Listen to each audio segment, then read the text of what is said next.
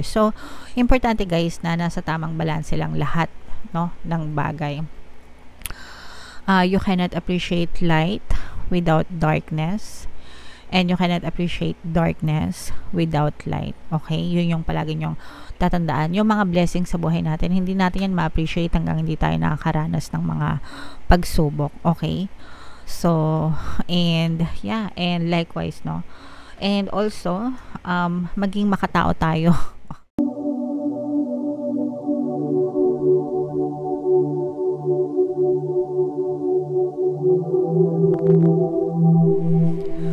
Hello guys, hello Aquarius, welcome back to Pinoy Pixie Tarot.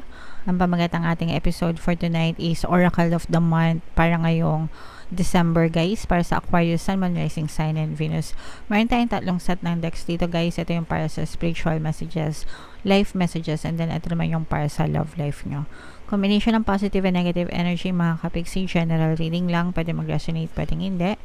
Comment down below guys if naka-resonate kayo. Unahin natin yung spiritual message para sa inyo mga kapixie. So, ito yung ating spiritual message para sa inyo. Napakaganda, napaka-powerful, napaka-strong ng energy. Hindi ko alam kung nararamdaman nyo. Pero tingnan natin guys kung anong ibig sabihin nito, no? Parang feeling ko this is may kinalamang sa evolvement. Okay? So, tingnan natin. Fire, yeah. Sabi ko na nga ba eh. Solarus Sublime. We live in a dualistic world, bringing light and dark into balance, and being real with our humanness can allow us to reach more joy, authenticity, and depth by accepting and loving all of ourselves as we are. We can extend more of this love and have greater compassion for others. So, importante guys na nasa tamang balanse lang lahat, no, ng bagay. You cannot appreciate light without darkness, and you cannot appreciate darkness without light. Okay? Yun yung palagi nyong tatandaan. Yung mga blessings sa buhay natin, hindi natin yan ma-appreciate hanggang hindi tayo nakakaranas ng mga pagsubok. Okay? So, and yeah, and likewise, no? And also, maging makatao tayo. Wag nating i-judge yung ibang tao dahil lang hindi natin nakikita or hindi natin nakikita yung nangyayari sa kanila, hindi natin nararanasan yung nararanasan nila, 'di ba?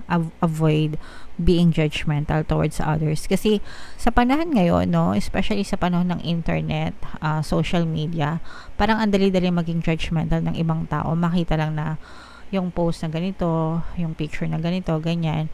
Hindi naman nila alam yung buong narrative, 'di ba? Kung maka-comment wagas, kung maka-bash wagas, akala mo mga perfect, ganyan. So, dapat mag-ingat-ingat tayo sa mga pananalita na binibitawan natin. Iwasan natin makasakit ng damdamin ng ibang tao. And, kumbaga, bago natin yun gawin sa kanila, isipin muna kung ano yung mararamdaman nyo if you were in their shoes. Okay? Kung kayo yung nasa sapatos nila. Alright? This painting portrays the balanced dance of creation. As the dragons come together, they dissolve into one with all that is. So, lahat tayo, we are connected energetically, mga kapixie, to one another. Lahat tayo iisa. Okay? So, wag natin gawin sa kapwa natin yung bagay na ayaw din nating maranasan sa sarili natin. In this place of coalescence, both sides fuse in oneness, not just as remerging with the universe, but in an alchemical process of becoming the empowered creator force we truly are. Kapag sama-sama tayo, 'di ba? Collective energy, mga kapixie, kapag mas marami tayo, mas alam niyo, mas malakas yung power, yung force, 'di ba? So let's say for example, kung lahat tayo we are always vibrating positive energies, yun at yun din yung nagva-vibrate sa paligid natin, yun na napipick up din natin, therefore lahat tayo magiging positive, therefore lahat tayo magiging maganda yung buhay. Yun yung ibig sabihin ng collective positive energy, mga kapixie. Okay? So kung gusto natin ng world peace dapat lahat tayo in oneness, no? Yung thoughts natin or yung energy natin towards peace, kapayapaan, world peace. Okay? So, yeah. Napaka-powerful natin, mga kapixie. Hindi ko alam kung nararamdaman nyo, lalo na kung sama-sama tayo. Okay? Alright. So, comment down below guys if naintindihan nyo yan and if naka-resonate kayo. Yung next message para sa inyo guys is ano naman, tawag dito, life messages. So, shuffle ko to guys. Habang sinushuffle ko to, panoorin nyo muna tong video natin regarding sa ating paano mag-manifest ng abundance video course. Kapiksi, sawa ka na ba sa mga struggles at hirap sa buhay mo? Masipag ka ba at masikap sa buhay ngunit hindi ka pa rin umaasenso? Ilang beses ka na bang nag-attempt magnegosyo at mag-invest pero palagi ka pa rin nalulugi? Sa pagkakataon na ito ay maaaring may subconscious beliefs ka na nagiging balakid sa iyong pag-unlad at pagyaman. Introducing, paano mag-manifest ng abundance video course.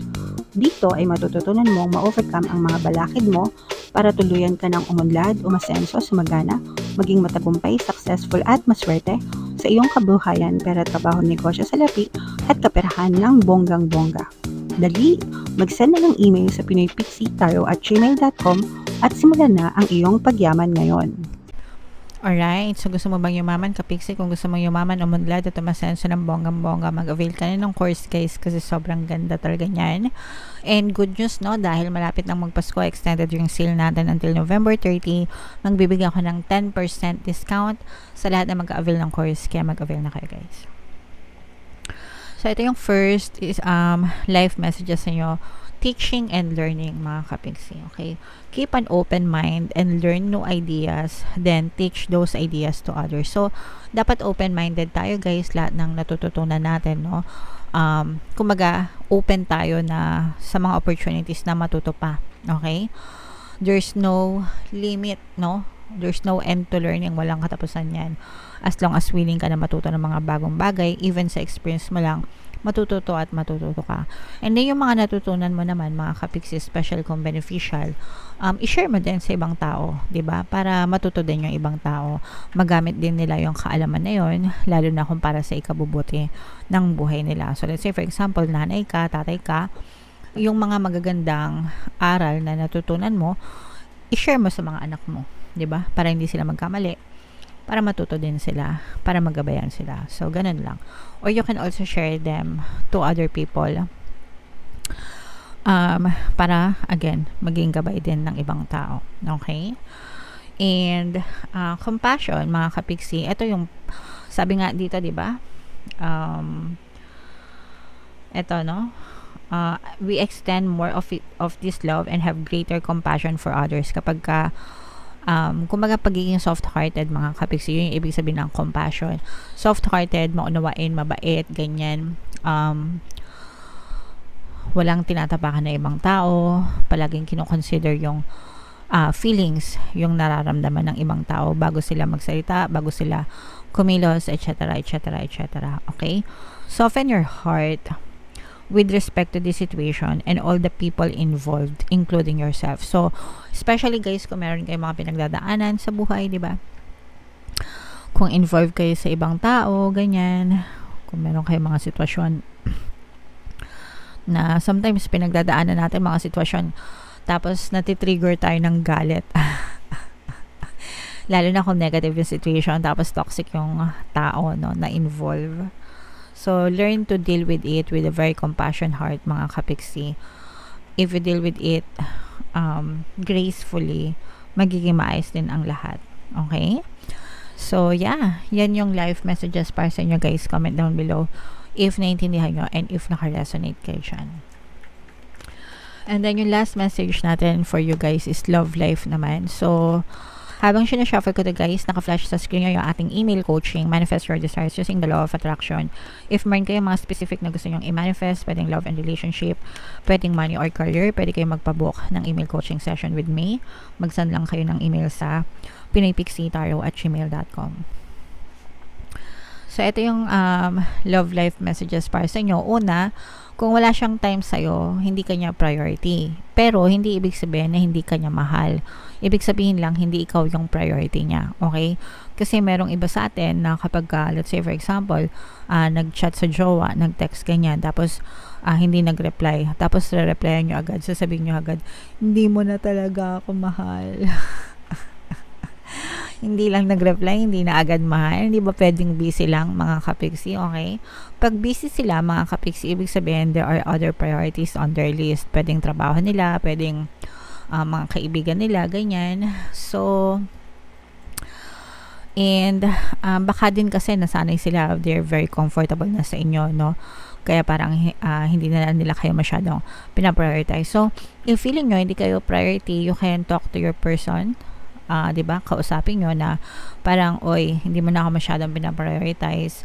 Hindi pwede to, okay? So, let them know na kailangan mo yung mga emotional needs, no? Meron ka mga emotional needs na kailangan niyang ma-meet, and dapat ikaw din, tanungin mo din sa kanya kung ano yung mga gusto niya, okay? Para mag-compromise kayo mga kapiksi, alright? Okay, and hindi ka na-control ang pag-ibig. Baka nasasakal mo na siya. Baka masyadong controlling, baka nasasakal mo na yung person mo. Sometimes, yun yung nagiging reason nila or dahilan nila kung bakit ginoghosted nila yung ibang tao, yung person nila, yung SP nila, 'di ba? Or maraming dahilan. Pero, kung ikaw ba kinontrol, gusto mo ba yun? Syempre, hindi rin, 'di ba? So, hindi naman talaga natin makontrol sila. And ayaw natin na nasasakal din tayo sa relationship. So, wag din natin gawin yun sa ating mga partner or specific person. Okay? Yeah. So, yeah. Yan yung mga messages para sa inyo, guys. Let me know if naka-resonate kayo dyan sa mga mensahe na yan. And kung saan ka naka-resonate ka ba dito sa spiritual, dito ba sa life, dito ba sa love life? Comment down below mga kapiksi and let me know your thoughts. Ito nga pala yung ating Money 2024 kapalaran. Kung di nyo pa napapanood, guys, panoorin nyo na. Super nice, super ganda. And ito naman yung ating success stories ng paano mag-manifest ng abundance video course. Click here to subscribe mga kapiksi. Thank you for liking, sharing, and subscribing. See you again next time. I love you all. Have a nice day. Bye-bye.